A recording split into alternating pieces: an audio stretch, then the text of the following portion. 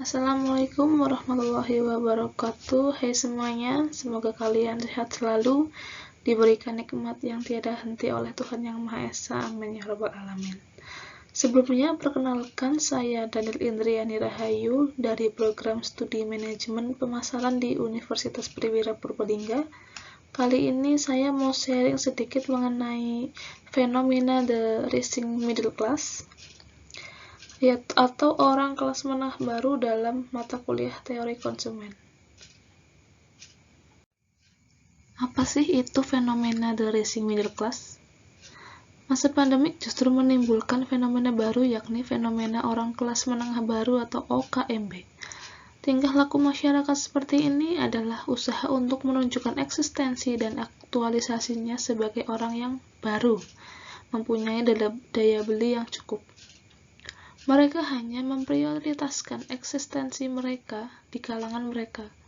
Di sisi lain, banyak juga masyarakat yang mengendalikan konsumsinya karena kehilangan pekerjaan.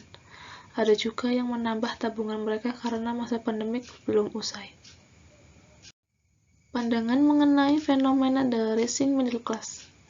Bank Dunia menunjukkan kelompok kelas menengah di Indonesia bertumbuh paling cepat 10% per tahun antara 2002 hingga 2016.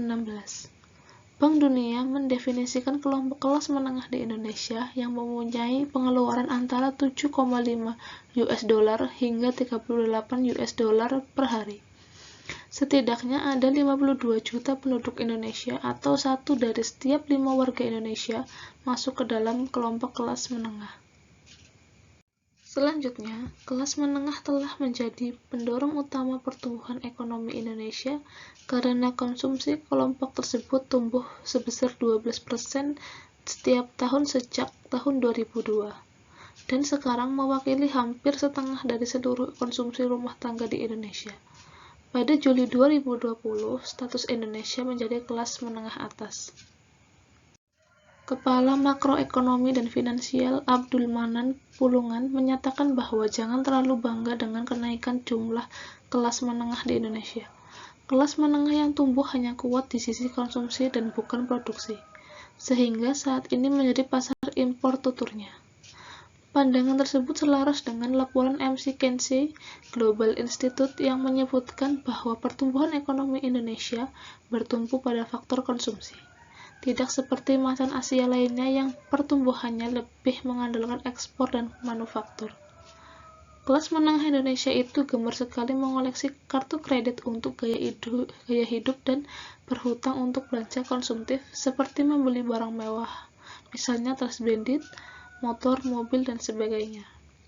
Hal itulah yang menjadikan kelas menengah di Indonesia sangat rentan terhadap gejolak ekonomi. Data Bank Dunia menunjukkan bahwa di Indonesia hanya 50% dari mereka yang telah menjadi kelas menengah di tahun 2000 dan mampu bertahan sebagai kelas menengah di tahun 2014. Sedangkan 40% sisanya turun menjadi inspiring middle class atau calon kelas menengah dan 10% lainnya menjadi kelompok miskin atau rentan miskin. Selain perilaku konsumtif kelas menengah, menurut Sofyan Mawandi, Ketua Asosiasi Pengusaha Indonesia pada saat itu, juga dikarenakan sulitnya usaha kecil untuk bisa merangkak naik menjadi perusahaan kelas menengah saat itu disebabkan oleh sulitnya bersaing dengan produk impor. Ketika pandemik masuk ke Indonesia di tahun 2020, kelompok kelas menengah ini langsung goyang kondisi finansialnya. Akibatnya, banyak dari mereka turun kelas menjadi spiring middle class, bahkan sebagian lagi masuk ke dalam kelompok miskin. Pada bulan Juli 2021, Bank Dunia menurunkan status Indonesia dari negara berpenghasilan atas kembali menjadi negara berpenghasilan menengah ke bawah. Pendapat saya tentang kelas menengah Indonesia saat ini sedang turun, dan saya membagi dua kelas menengah Indonesia yaitu UMKM dan karyawan.